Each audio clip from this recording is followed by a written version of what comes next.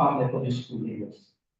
She attended the Washayi Girls Grammar School, Akure, between 1966 and 1970, and proceeded to Queen's College, Yaba, Lagos, for her A-level between 1971 and 1972.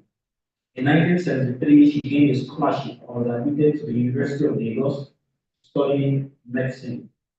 Due to outstanding performance, she was offered the opportunity to complete a BSc Honours degree in Physiology in 1976, and then subsequently concluded her MBBS studies in March 1979. It was here that she met her husband-to-be, the late Dr. Adeniran. Following a 6-week elective pediatric posting at the Baptist Medical Center in Ogbomoso in 1978, she returned to Ogbomoso for housemanship at the end of her university studies. On September 1, 1979, she got married to Dr. Adeniran, and they were blessed with 3 children and grandchildren, with all of whom with which she enjoyed regular and long conversations. She inspired their growth in both faith and academics, and they missed a gentle touch and guidance. Her life of service started with an NYC at Jericho Maternity Hospital between 1980 and 1985. She subsequently joined the Oyo State Hospital Management Board as a medical officer and worked there until 1983, when she returned to Baptist Medical Center in Ogbomoso to begin her residency training in general practice, now called family medicine. Following her Part 1 fellowship exam, she relocated to St. Mary General Hospital, Elekaiba, for Part 2 training, while also serving as the hospital's medical superintendent for many years. She completed her postgraduate training in family medicine in 1993, after which she returned to Ogbomoso to rejoin the staff at the Baptist Medical Center and to anchor the family medicine residency training program. She worked tirelessly for several years in this capacity as training coordinator and was significantly involved in the training of future family doctors, some of whom are here today.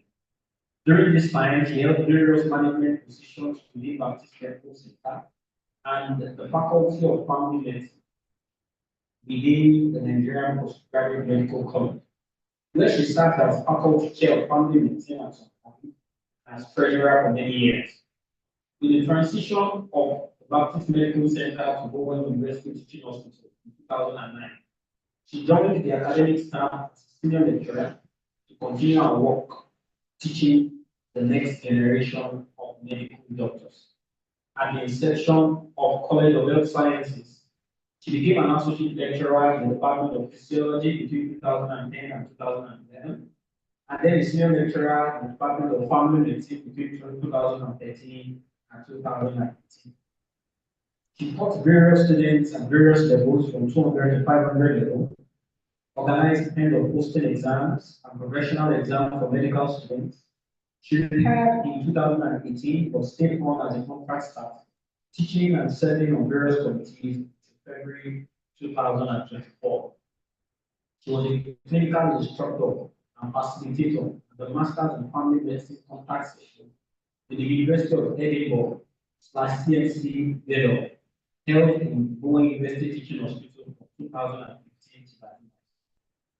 During her lifetime, she was a significant contributor to medical knowledge through various published research carried out in Bowen University Teaching Hospital. Our membership in professional learning bodies include World Organization of Family Doctors (WONCA), Society of Family Physicians of Nigeria (SOCON), the Nigerian Medical Association (NMA), and the National Postgraduate Medical College of Nigeria. She was a loving mother, doting grandmother, beloved only sister, devoted matriarch of the Adeniran family, wonderful in love, staunch Catholic, and very special friend with great listening ear. She was dearly beloved, and she will be sorely missed. I do not know if this is a moment for a round of applause or a moment for silence.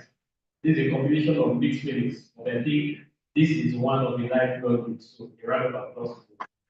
Very much. Because this women of online and also unique participants. Of course, moments like these also remind all of us Moments like these also remind all of us um, that one day will also be memories and to give our time here on earth. In honor of Dr. Mrs. Adeniran, I want us to rise just 1 minute.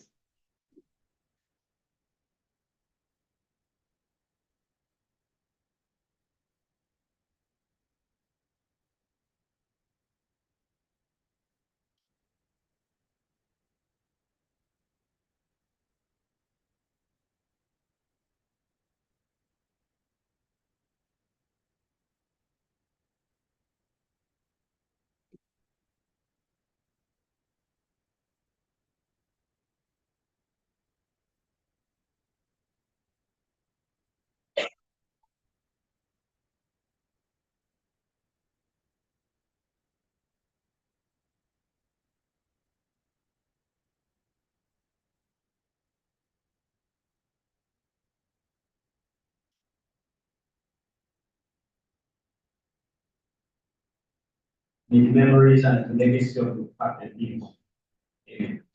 Let's have us. Thank you very much. And I cautioned myself to spend that 1 minute. Somebody said that leave your left brain. Some people when they do 1 minute silent prayer, that 1 minute will not be complete. That's why I read as much as possible. Ladies and gentlemen, we have come to the moment that we have been waiting for. And the lecture will be given in memory of Dr. Mrs. Adeniran. And you can see the topic for the day.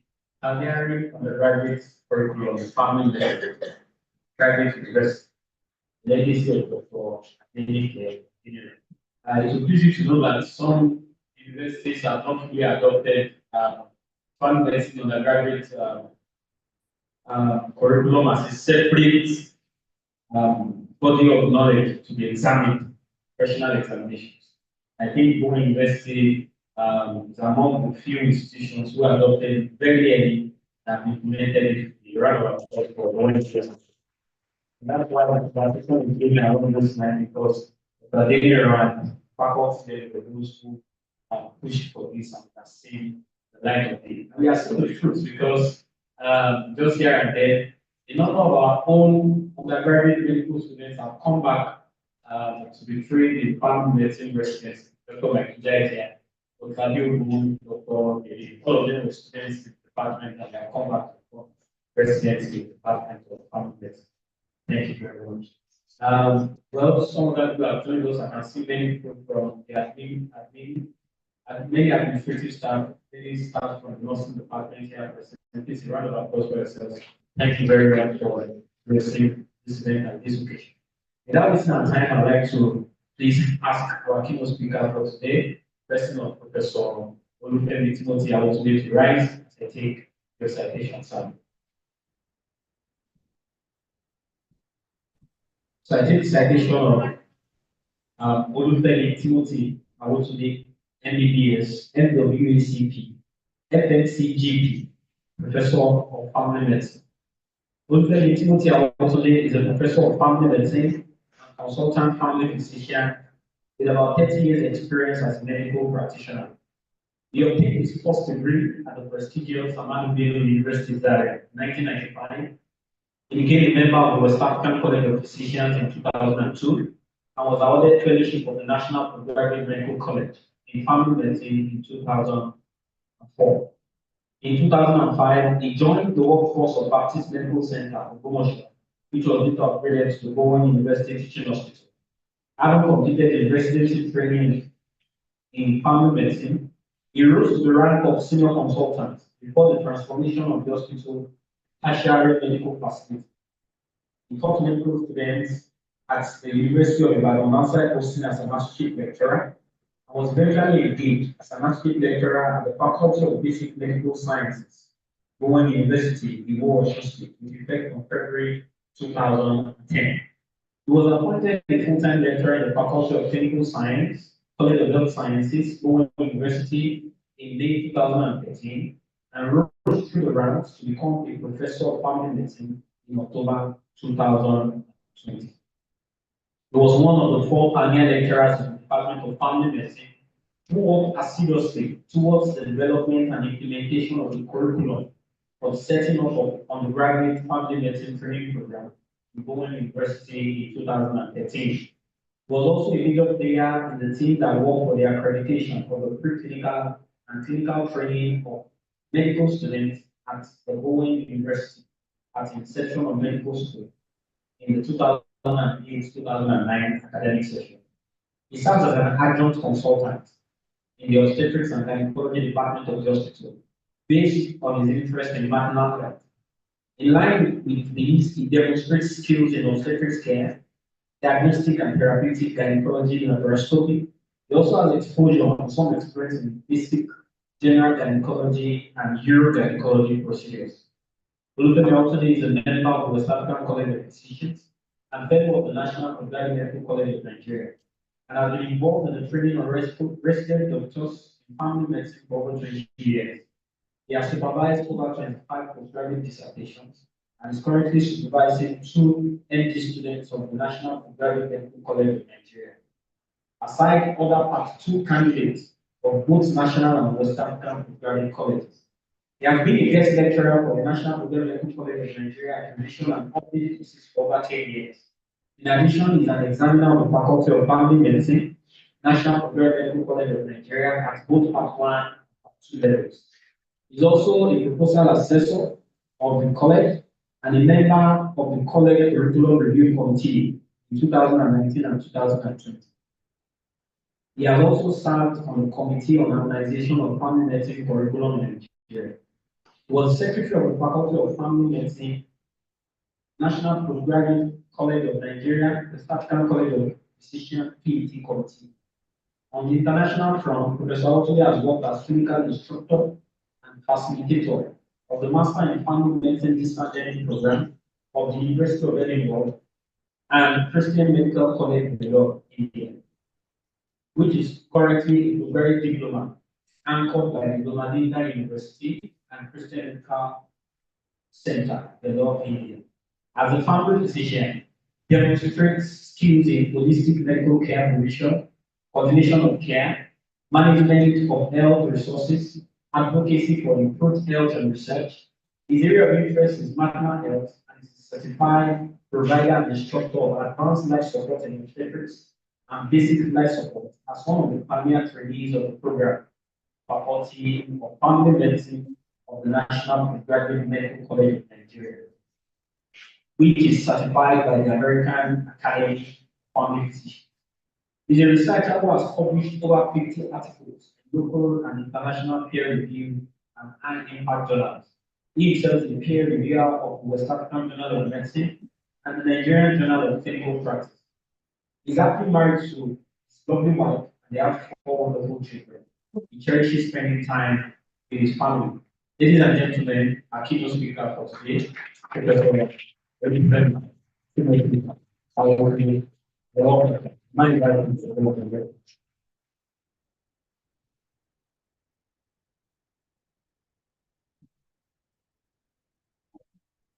Good afternoon, everyone. Dear Lisa, I wish to stand on the well-established protocol. So while standing on that, I must recognize the father CMP, the grandfather CMP, and we also have the great grandfather CMP. Thank you very much. It is a great privilege for me to be asked to give this lecture this afternoon. I had tried as much as possible to ask that it should someone else who can relate well. I'm not ready. This Dr. Adeniran, the department assistant of the. I see myself as Mama's son, and that is actually how many people call me Mama's son, because I related very closely to Dr. Adeniran.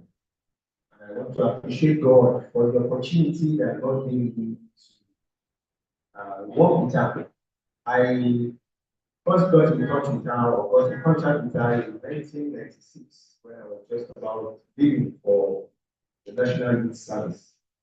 And when I came back to my residency, because she was there. And then throughout my residency, she trained me.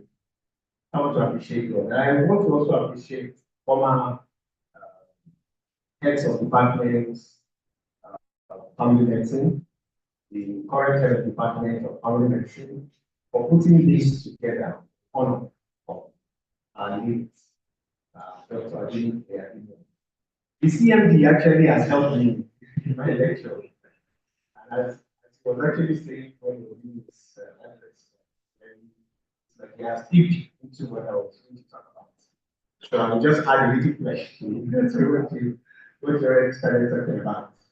So in a very short moment, we will just look through the work that Dr. Mrs. Adeniran did during her lifetime in developing the family medicine curriculum for Owen University, which is a private institution. We can see on our, if we have the, can we go to the next slide?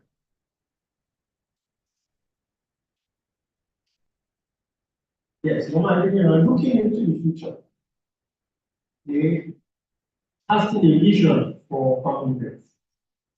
And then I actually would also appreciate the university and the teaching hospital for honoring her moments before her death. And this actually, I think, was so timely at that time. And I appreciate God that that was done. After that, of course, was agreement. So we appreciate the Owen University Teaching Hospital for that honor that was done to our great man. Next slide, please. So as I go through the lecture outline, historical development of the private medical curriculum in Nigeria, how family medicine evolved, and then the vision and contributions of academic care. And then we'll see to how we can sustain this legacy that has been established. And then we'll conclude shortly.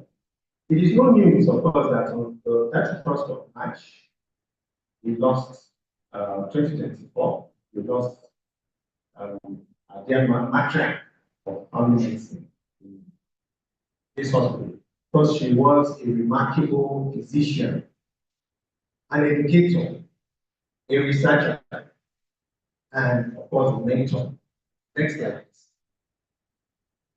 And if we all had the opportunity, as many as were able to work with her or relate with her, we will have something to say about her. She was a woman of many parts. She was at the time head of department of family medicine. She was the coordinator of training. She was the deputy dean student affairs department for the university, which is now the student support services. She was also the coordinator of the HIV/AIDS therapy program in the hospital. She was also coordinating the TB leprosy program. She was also the chairperson for the National Postgraduate Medical College Faculty of Family Medicine. Apart from that, she had so many other responsibilities. So she was indeed a woman, many parts. So today, as we reflect not only on her life, but on the enduring impact and development that this great woman actually has done. Particularly, we want to focus on the development of the graduate family medicine curriculum. And the effort she actually put in was to ensure that our students were grounded as per knowledge, attitude, and skills. I remember she went for a training that was organized by the National Postgraduate Medical College. And when she came back, she started emphasizing these three things: knowledge, skills, and attitude.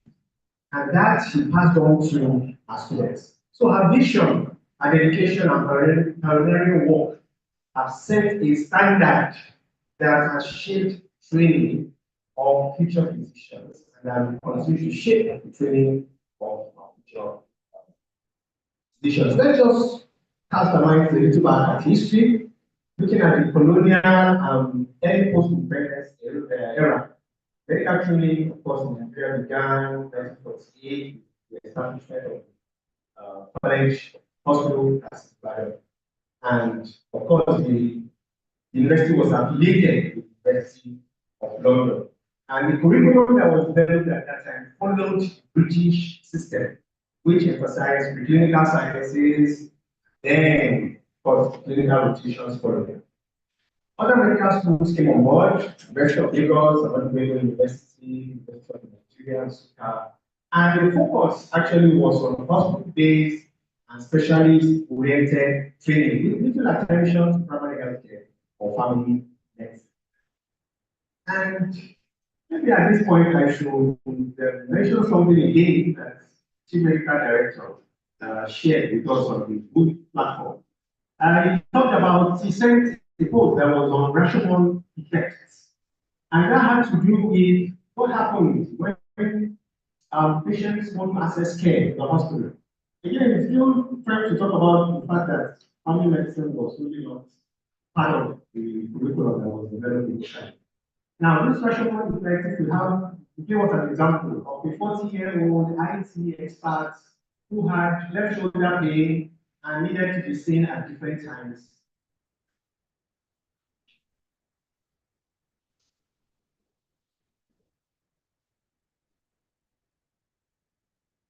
By different specialists. Eventually, they also describe their various investigation and treatment, but the patient didn't get any better. And then he was now asking that, okay, so what can rescue this patient from this trauma, this stress? And then the thought was family. Possibly this patient had seen the family physician right from the wardrobe. Treatment that was better. All right, so there was this expansion phase that taught the development of curriculum. And that followed the alma mater declaration of 1978. That led to a reform that had to do with the incorporation of community-based education. And this, of course, other medical schools had to key into it. And so the National Postgraduate Medical College of Nigeria established family medicine specialty in 1980. And we are very fortunate again that in this very center was where the first two graduates by examination that Dr. Immediate and Dr. T, that Dr. T is the professor now. So the Medical and Dental Council developed guidelines to standardize medical aid. And of course, the Medical and Dental Council has been the regulator of undergraduate medical schools. And they mandate a 6-year program that is made up of the clinical arm, usually for the first 3 years, where basic medical sciences taught, anatomy, physiology, medical biochemistry. And then we have the behavioral sciences incorporated into physiology, psychology, medical ethics.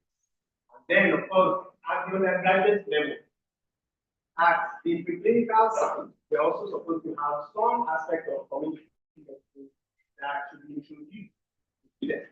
And actually, if you go on to the new CMAS that has been developed, cover that community medicine actually should be part of the clinical training, in addition to some aspects of community medicine. So we have community medicine and public health as part of the education in clinical arm. Now, when you get to the clinical side, we have nutrition, medicine, surgery, obstetrics and gynecology, and all the other 4 specialties. And in fact, we will discover that elective is also supposed to be part of this clinical program. Unfortunately for us this year, the first set of our students going for elective actually should have become so the majority of the completed into the curriculum. And then if you look at the evolution of family medicine in Nigeria, particularly, it was introduced into the medical system. The National Postgraduate College of Nigeria has been in the forefront of the training program. However, the undergraduate training, family medicine itself remained largely absent from medical school curriculum. And And most medical schools actually prioritize hospital-based education in all those core medical specialties. But in the early 2000s, some private universities began to pioneer integration of family medicine into undergraduate training. They recognized the need, based on this alma mater declaration I talked earlier, the need for early exposure to primary care principles. And Dr. Adeniran was among the leading advocates of this reform.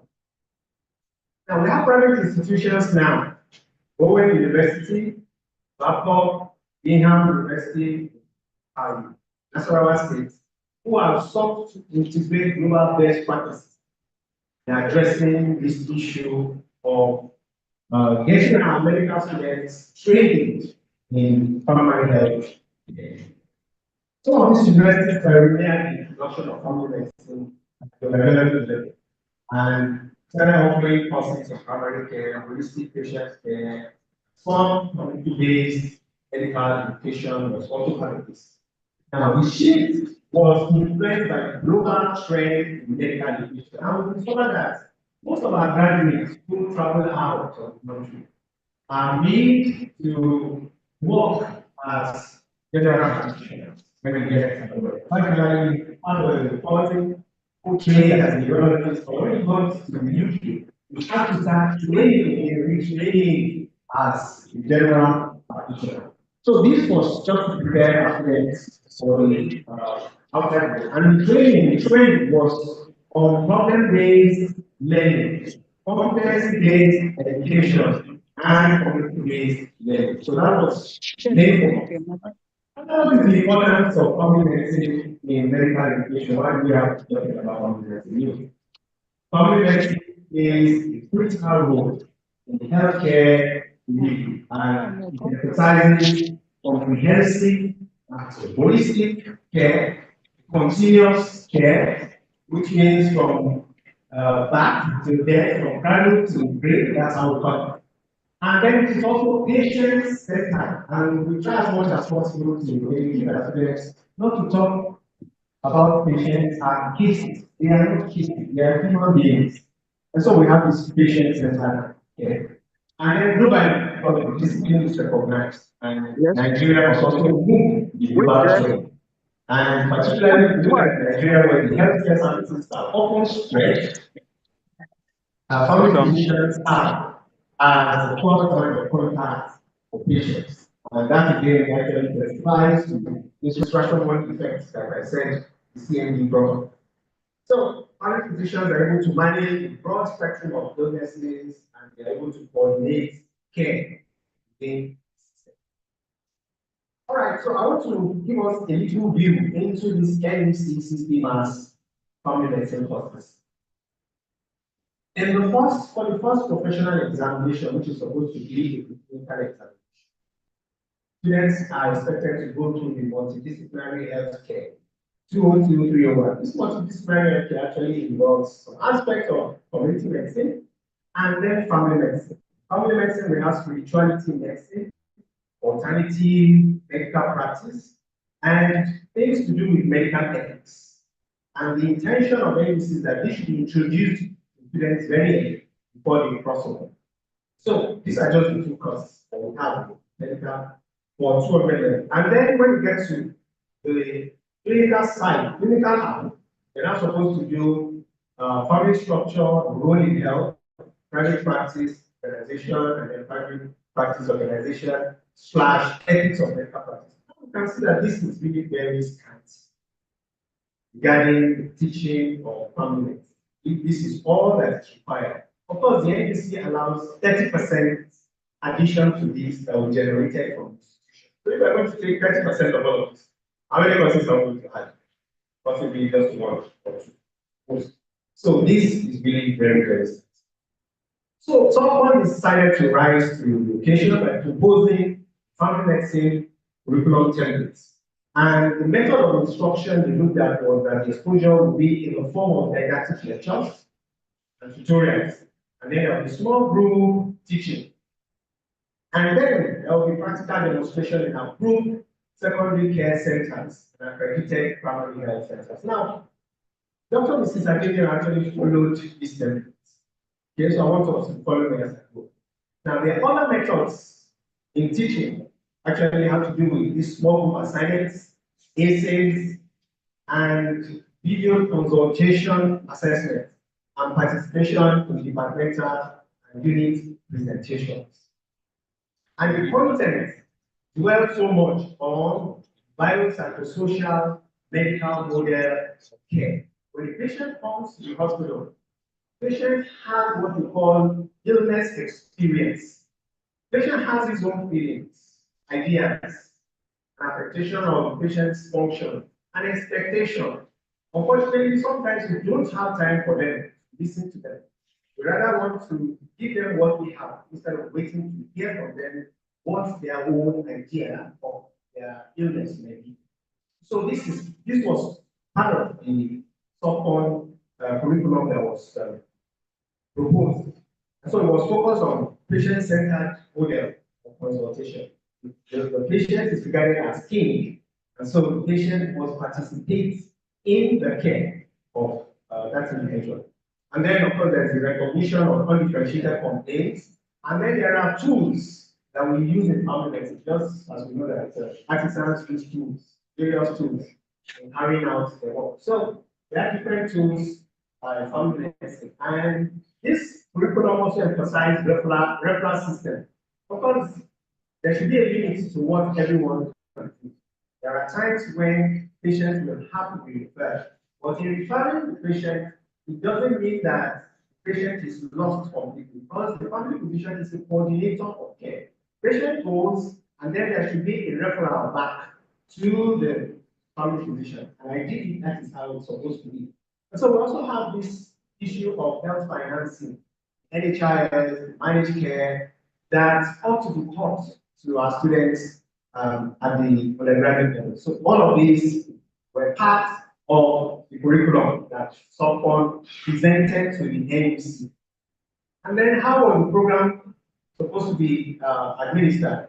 We had didactic lectures and tutorials, clinical exposure, and of course this exposure ought to be supervised by academicians and consultant staff. Now this picture actually, this picture was taken at one of the sub-on meetings where the sub-on undergraduate curriculum was presented in Abuja. And you can see Mama Adeniran flanked by two of our mentees, at that meeting. Now I want to look at the undergraduate family medicine curriculum under Dr. Adeniran. Of course, we know the departments, or other clinical departments of biological sciences, have 4 full-time lecturers at the session. And I think someone mentioned that in the address, Dr. Amade, Professor Amade now, and then Professor Brugela, Mama was the head of the department, and I was also part of the 4. So it was the only department that had full accreditation at the National Postgraduate Medical College, as well as the West African, for the 4 residency training academies. So we were good to go in training medical students as well as the residents that we were already teaching. So the department trained clinical students through the first and the second years of clinical training. There were 2 blog postings of 4 and 6 weeks at the 400 and the 500 levels. So this has changed a little.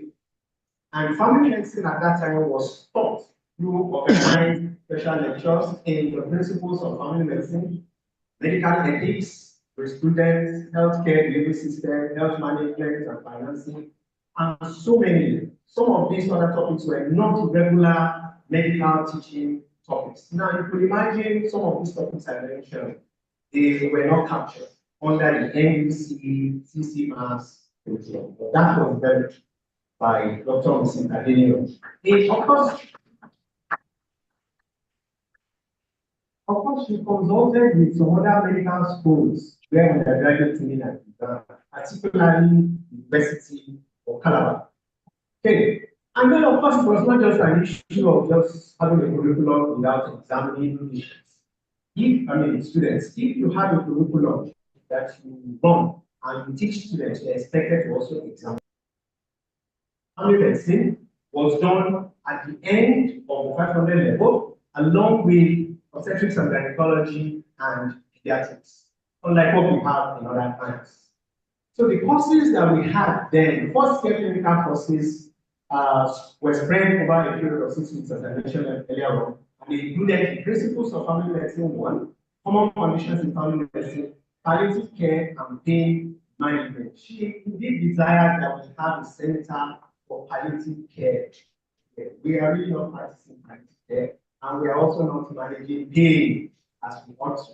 But sometimes when patients at the end of life go through trauma, you wish that you will not be present where they pass because of the pain and anguish they go through. And this is something that palliative care can actually address. Then she looked at the second year clinical postings. That was at 500 level. And this covered a period of 6 years of lectures and clinical exposure in urban and rural settings. And this included private clinic postings. University at that time was beginning to talk about entrepreneurship.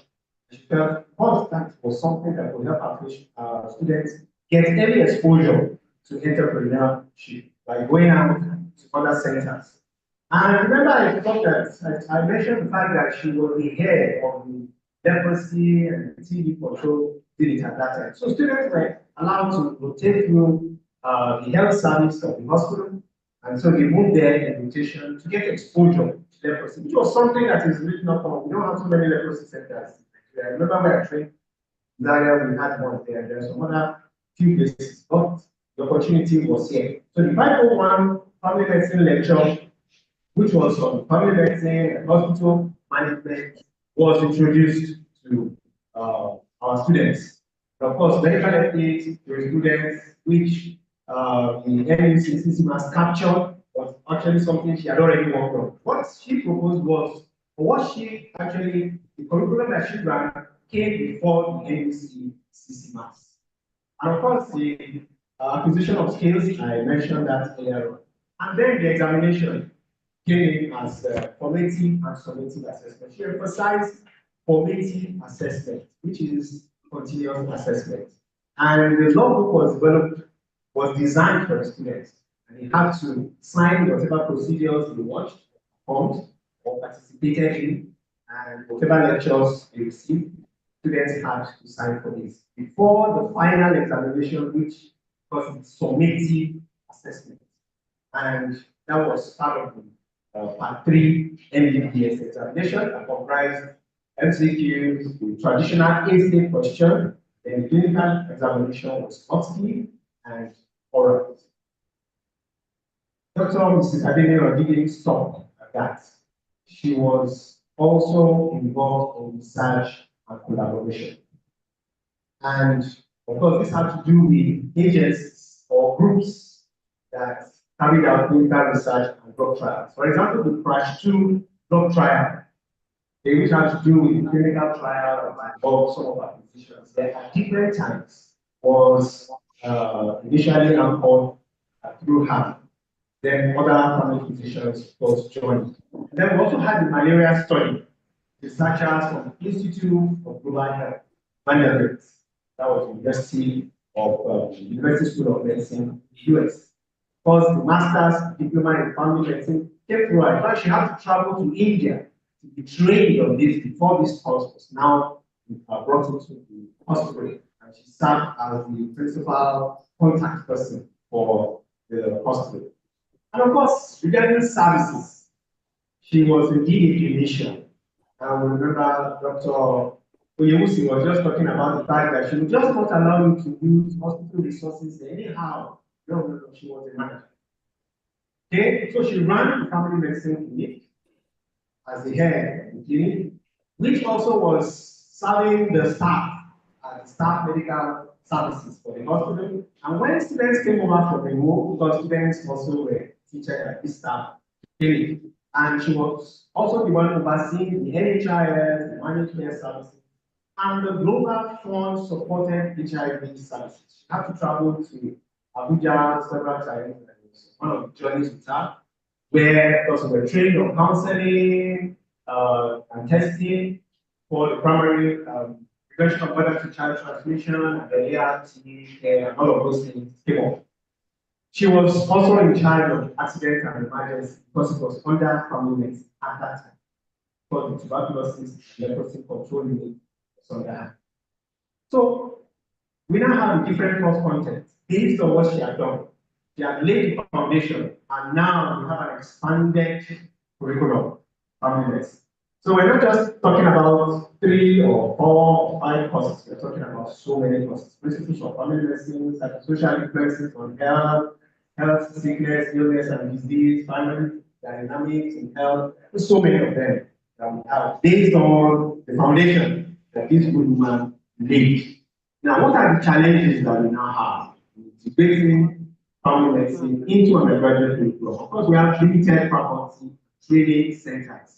There are just about 30% of the medical schools that train undergraduates family medicine. So we have limited faculties and training centers. Then, of course, the specialist-oriented medical training has been there, and we hope this will lead to the introduction of family medicine, changing the narrative a bit, but that has been a challenge. Then there's lack of policy enforcement. From the medical and dental council, though acknowledges the importance of primary care, there is no mandatory national policy requiring family medicine in undergraduate. The NUC did it, but didn't enforce it. Okay, just mentioned it, but didn't enforce it. But the hospital here, the Owen University Teaching Hospital, saw it as a selling point. And based on the foundation of family medicine training in the residency, at the residency level that had begun, it was not difficult in the graduate training. And then we also have overcrowded curriculum. As it is now, adding more courses to curriculum is the big challenge. So bringing in more courses will actually make it very difficult. So that is the challenge that we have integrating family medicine into the curriculum in Nigeria. And of course, we also have limited resources because universities lack trained physicians, family physicians on this. And the survey that was done by Fashola as related found that only 30% of Nigerian medical schools had a department dedicated to family medicine. Others actually have family medicine or subsumed, possibly under community medicine or under medicine, other areas. And they will usually also not be allowed to write the exams. Examination will come as part of the examination for some of these other specialties. So we have this dominance of specialist-oriented training, which the rational effect actually has so much emphasized, which we really need to do into. So students have limited exposure to rural and primary healthcare settings. That, of course, is something that family medicine will have encouraged in addition. Then we have these inconsistencies of policies and implementation gaps. And of course, what are the benefits if we do this? We have early exposure to primary healthcare principles. Medical students are able to understand patient-centered care, which emphasizes compassion a lot. And, just completed the introduction that we had, there was so much emphasis on compassion. That is something that family medicine helps to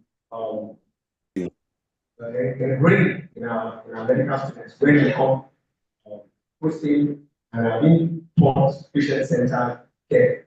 We also have this encouraging career choices in primary care when they are exposed to the undergraduate level.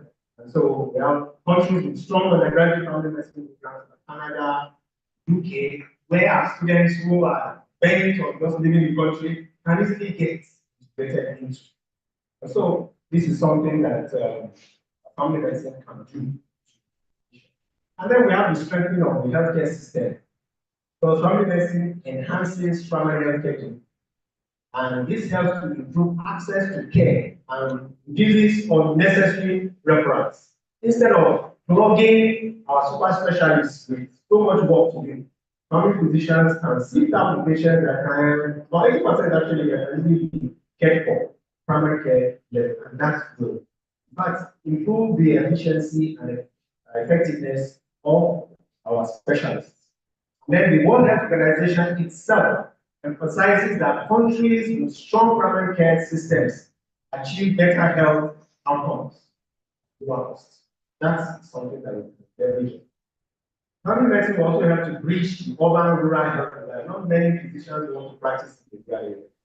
But if we must improve our healthcare system, then we must go the way of training more physicians. And that, of course, at the undergraduate level, so that we don't have very poor healthcare systems, even in the rural. Then we look at the vision and contributions of Dr. Adeniran. She was the trailblazer, family medicine and education, took steps to adhere to curriculum I've just presented. And of course, family medicine was introduced at the postgraduate level initially in group, but when she came on, she introduced it at the undergraduate level, which commenced at the forward level. And then, of course, any exposure to family medicine by our dear Dr. Adeniran helped students to encounter primary health care very early in their medical career. Of course, this was part of the part 3 MBBS professional examination that they did.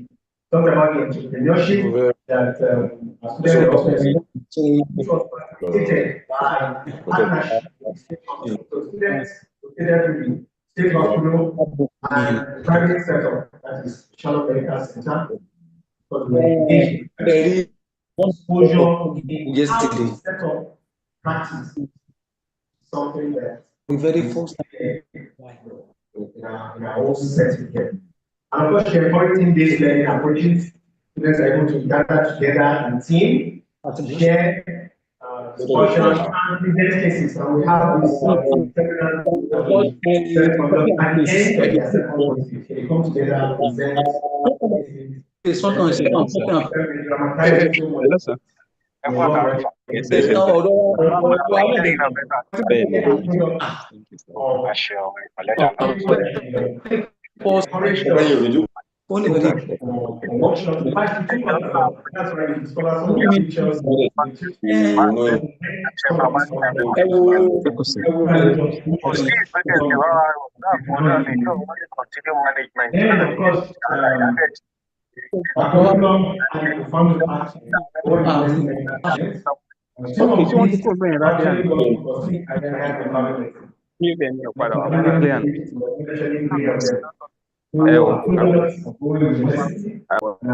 residents,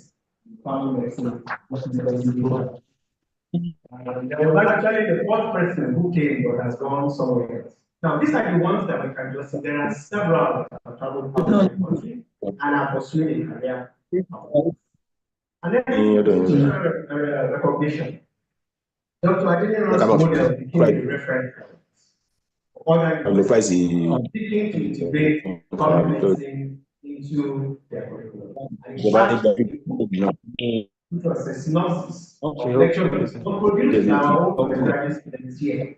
That has gone out to other centers.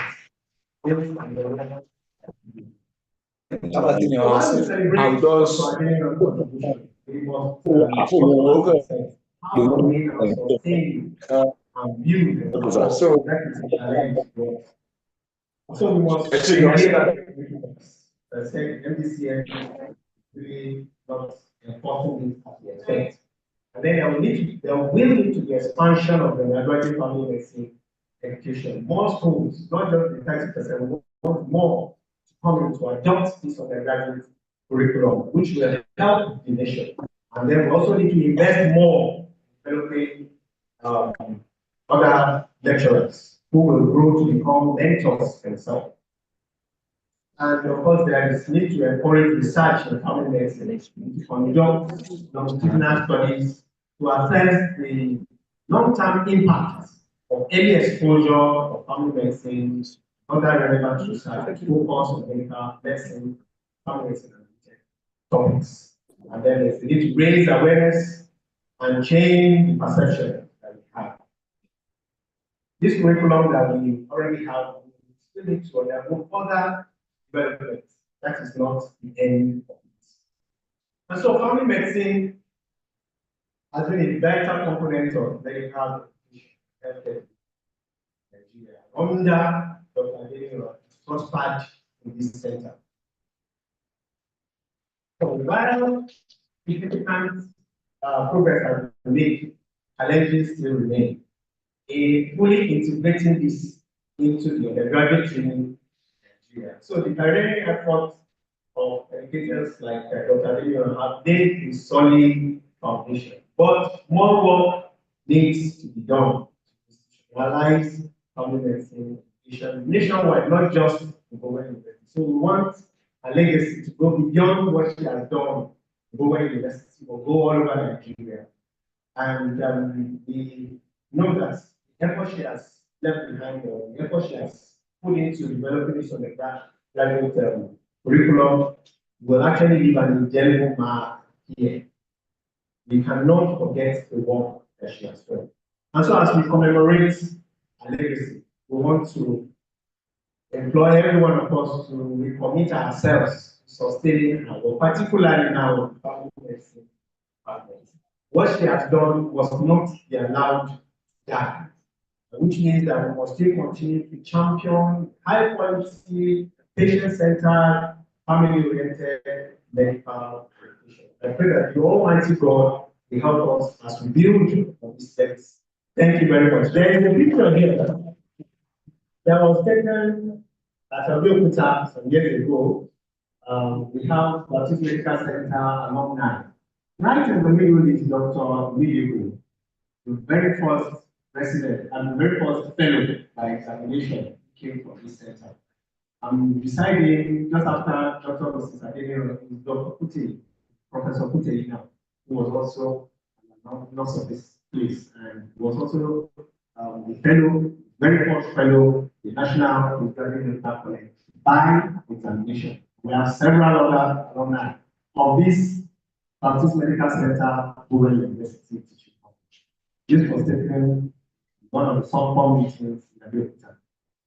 And at our burial, softball was well represented. We have Professor Ikerudu Ajayi there, the chairman of the Faculty of Family Medicine, that's Dr. Olanino, secretary, also there, and some other members of softball. I want to appreciate Dr. Professor Ajayi. She actually helped us in putting this together. She's taken on the role of Dr. Mrs. Adeniran. She actually pushed us. Yes, we need to do something for the whole legacy of Dr. Mrs. Adeniran. So we are grateful to her. Thank you all very much. God bless.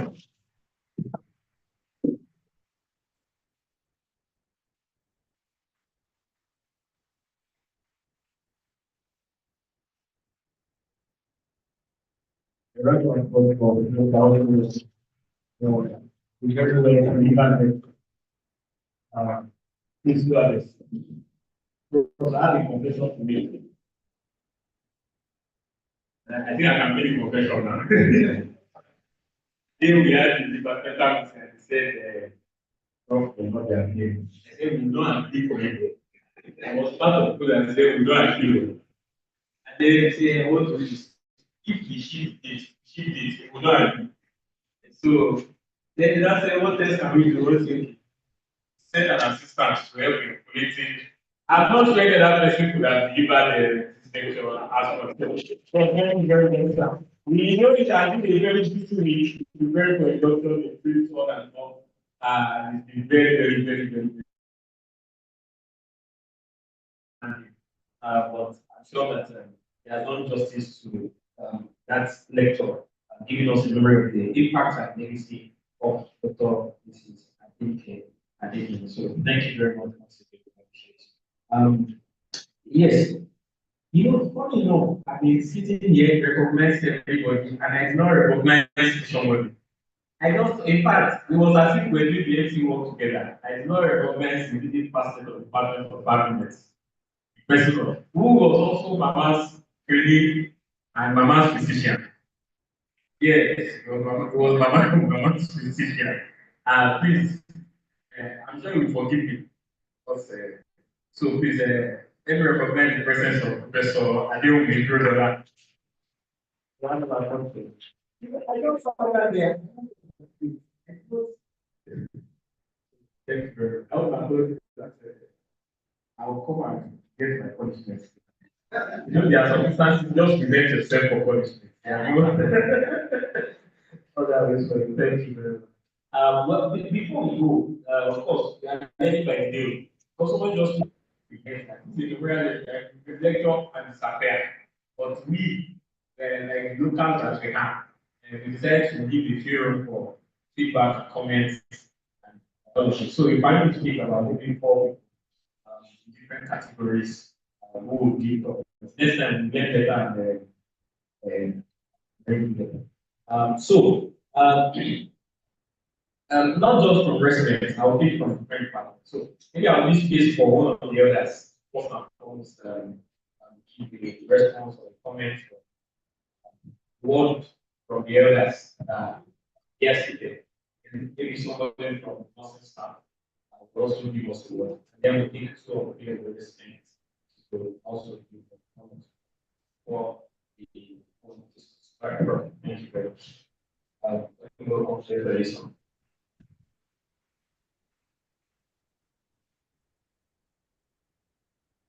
Uncle calls to be observed. Black families are often. I know that the coming years started when I was saying and I was three. Remember, we were assisting, trying to integrate them into. I was convinced because this place is built on family that held this place for 20 years. During the first set of family medicine physicians in the country. So I was certain that these people can have was integrated into the medical school. And my seniors at that time, who I was thinking about, were not well disposed to it. I thought maybe I would give it to you, to my mother. Sure. I want to have a department in the medical school. Increase into the training program. And so it was under myself as a team that drew up the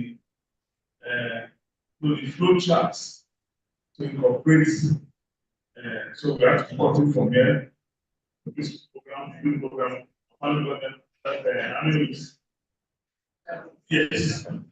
With regard to I insisted that yes, and I said that this was coming from the flow charts. And we started because again I looked at it. Even the family medicine physicians were the ones holding the college, the National Medical College at that time. And so I thought that they can do this in a not very level. They don't know why they cannot do it in the regarding level. I'm glad.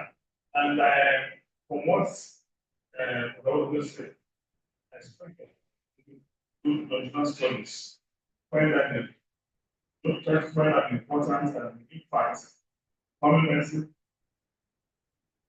curriculum and training in this institution, and how that impacted training for and also program training for other people who have finished. They are saying now 4 of them are here. So when you look at that, and people have such stories. And you see it will be easier to complete. Make your studies, publish your papers, spend on family medicine publications, creating all aspects of medicine. And you can see that even my guy in the ocean, additional. If you watch his publications now, very solid trauma literacy books. Trained to foreign medicine, and it's making a lot of impact. And a lot of, a lot of publishers and sections of people. So with time, they know how the NUC and there's no know that this family medicine training actually has impacted this institution so much, and they won't become just and they will be the ones who will institute only in the NUC curriculum. I see that it's good thing to start it for sure. I'm sure this is going to have because 5 professors of family medicine. It's good.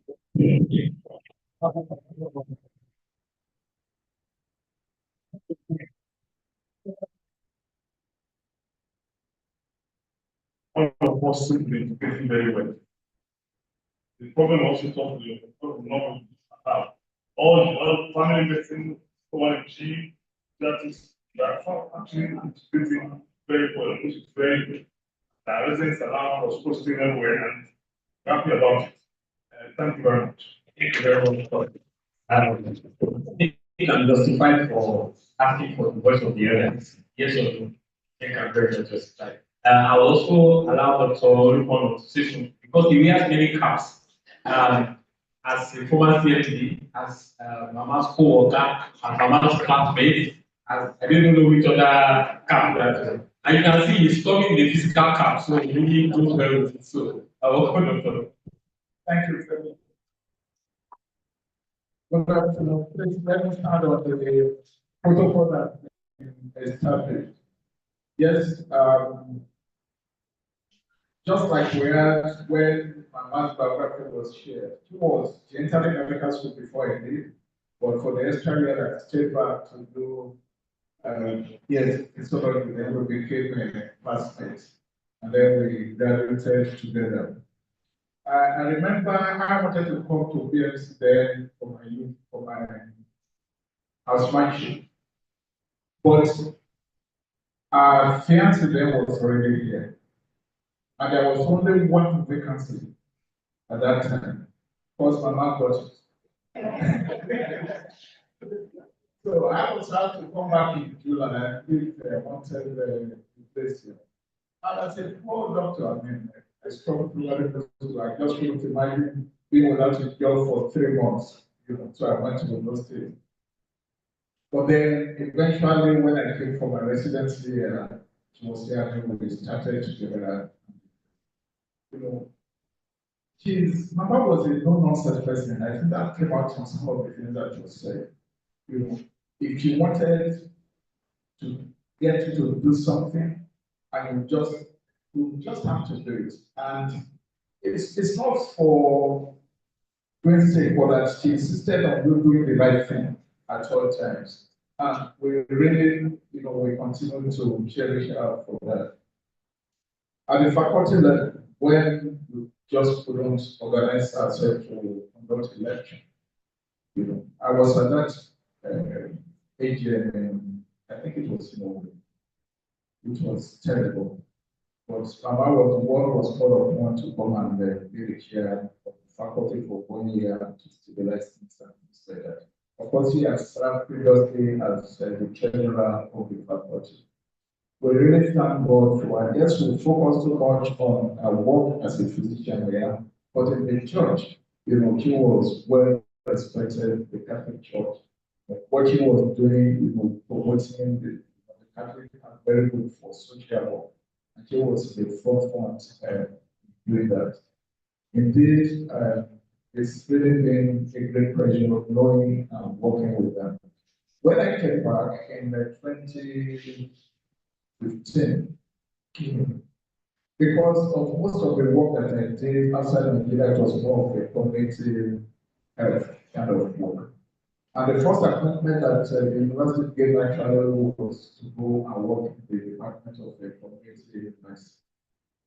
But then I wasn't accepted there because my fellowship wasn't in community medicine. And I asked you, so this is your place. You better come back.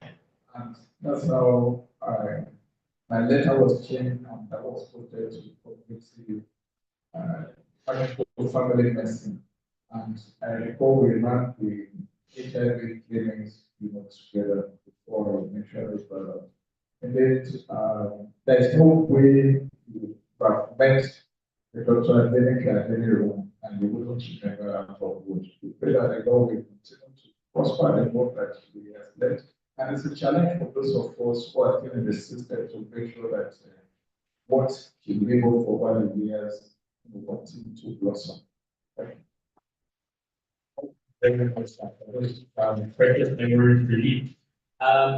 Well, in this auditorium, we have members from I think we have Mrs. Shiko and Mrs. Adeniran. Are you? Yes, you are welcome. Thank you very much for coming. We appreciate you. And we stood very much. Appreciate it. Thanks for coming. Yes, before I go on, I don't know if you have anyone wants to comment from any of the other departments. If you want to encounter one or two department, then take the rest of it. We intend to finish. Yes, you're very well, sir. You're welcome.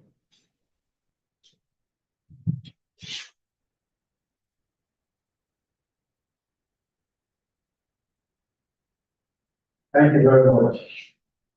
Well, I wanted to say that she was a wonderful person. Whenever when I came on board, she would always come and say, maybe I need you to do this test. And you can't say no. You say when. And the next thing is, Mama, this is the result. And she get the ESA. God bless her soul. But I want to suggest some sustained design and my other system. Could we name any of this building after her?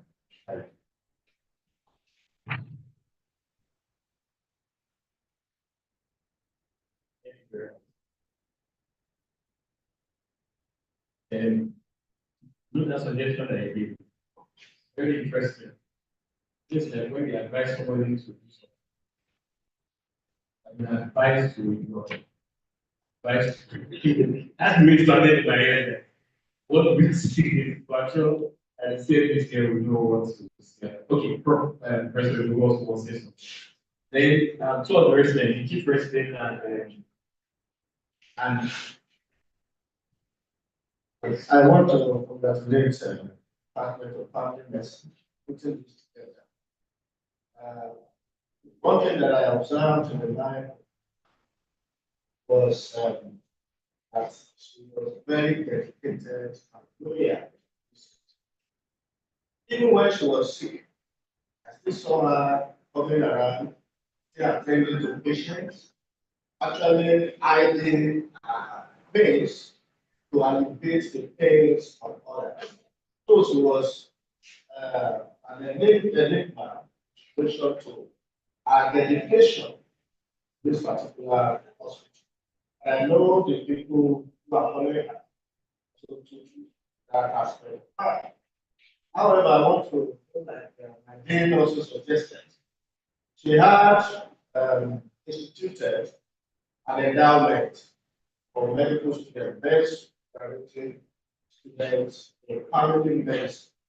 In the just concluded induction, we were unable to read out that particular endowment because it has expired. I wouldn't know how the department and I asked the children patent will activate that.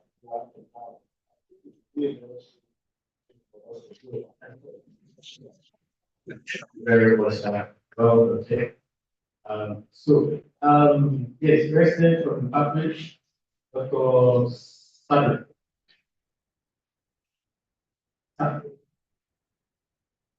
Okay. Thank you very much.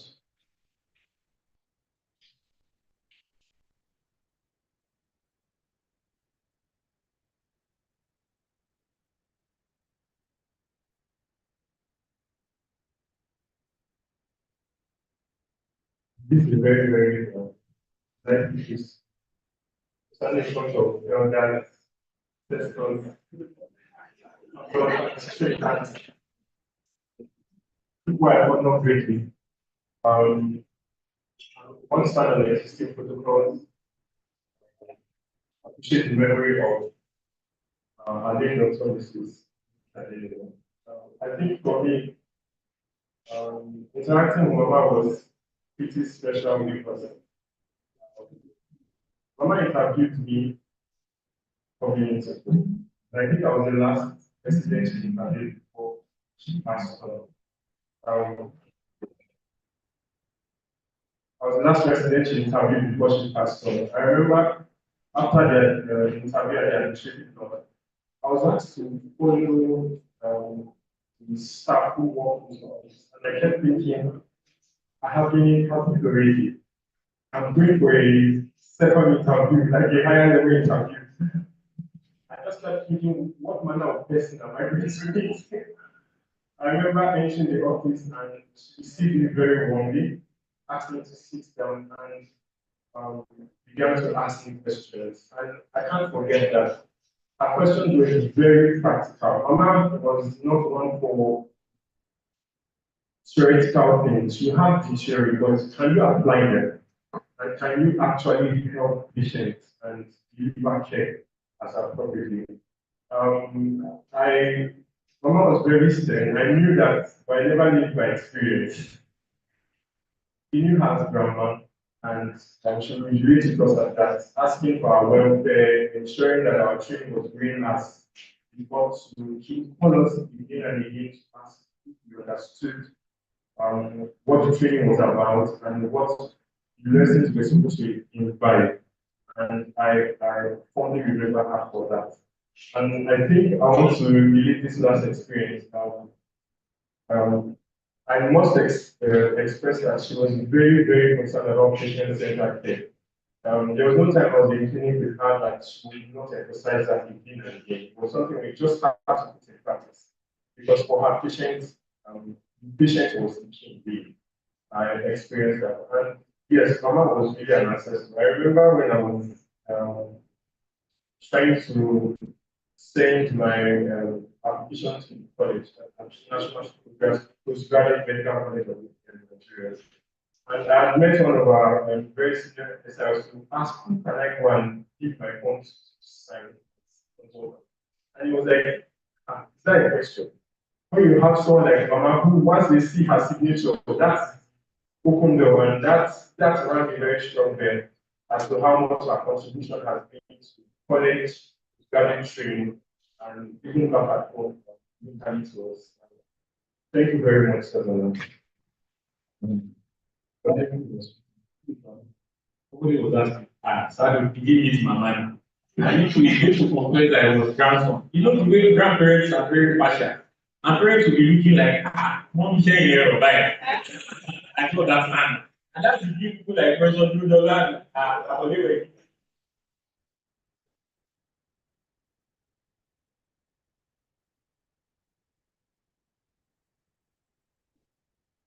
Pressure through the land, we will be thinking that. I don't understand. You know what grandmothers do? So, Dr. Sado, their grandson, you don't know. You did receive query, you were not sent out of training, you were not sent back home to change your dress, you didn't put products. But we appreciate your work. Please, chief president will come and then we are coming from one of Mama's children online. Then quality. Those so they are working in plan for me to as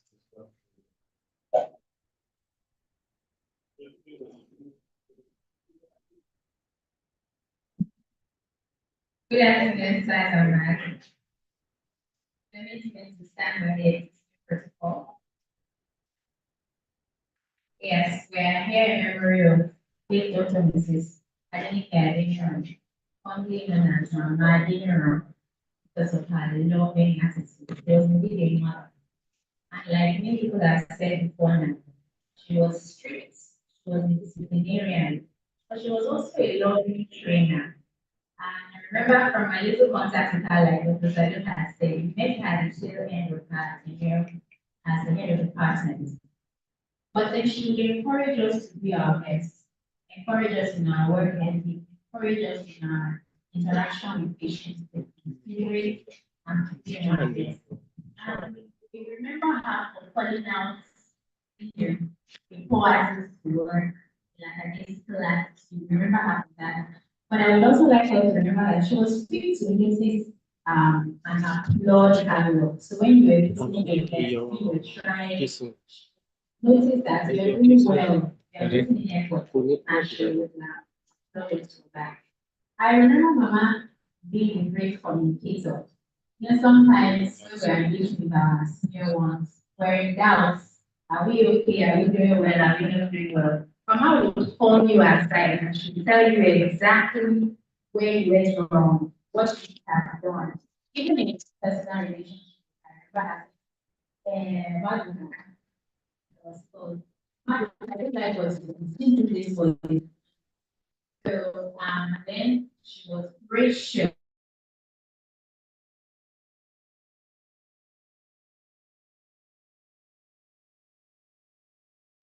Gracious to accept out. So I pray to the lady mama, the lady for next step. Thank I don't know if the comments come now, so we'll just hear from you.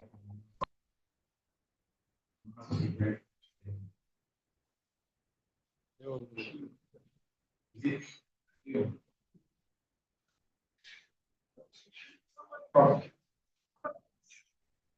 Okay, yes. So I think we'll wait it out for what we need to share.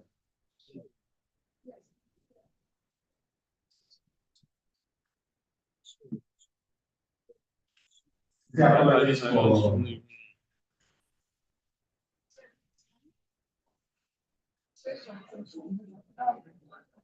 One is another one, not the animal.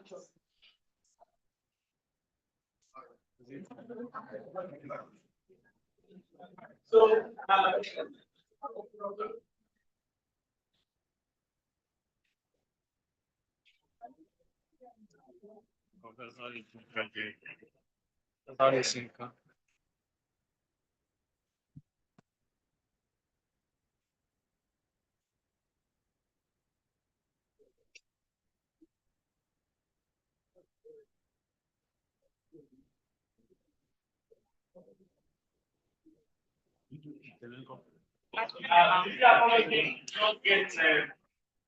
don't get that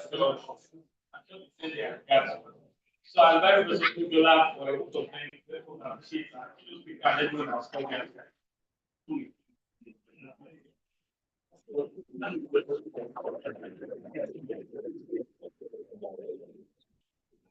Yeah, appreciation to management of owing the facility, teaching us how to go on.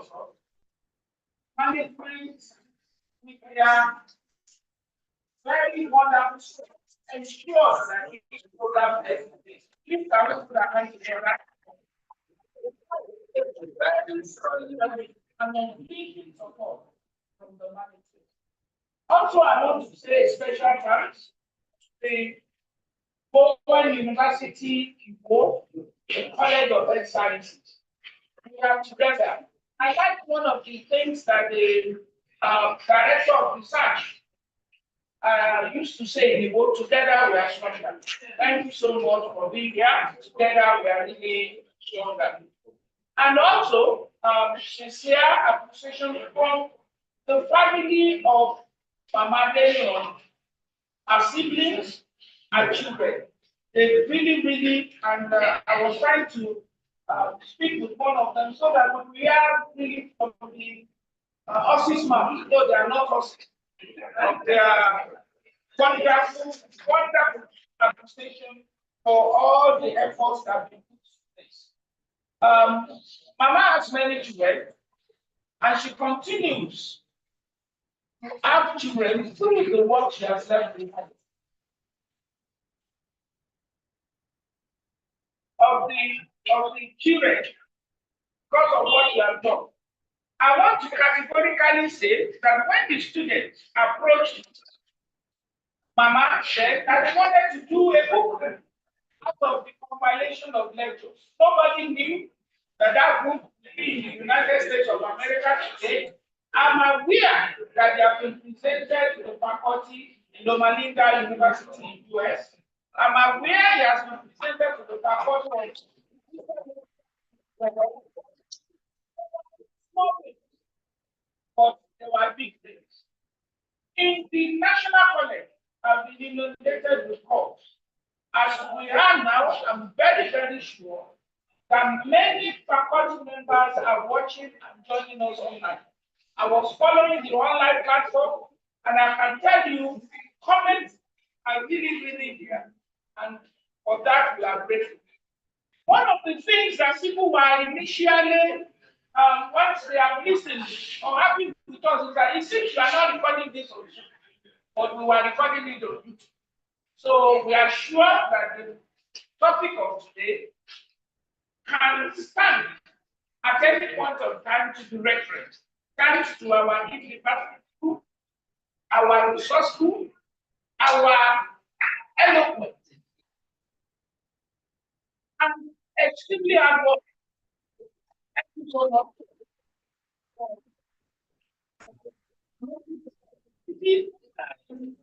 Why to make me the program? I said, "Sir, your name came up because my gift, I was an African of. Oh, I brought back to the department to say, but like Dr. Yewusi have said, I was pushed forward again. So I could not meet with him. So I went through the HOD, and the HOD graciously accepted the offer. Thank you, sirs. And as a token of our appreciation in the department, as the picture, as we want to really, really show our appreciation to the speaker, we would like to present a plaque, okay, for as a token, okay, as a token of what our appreciation and to look forward to next year's lecture. Amen. Yes. And this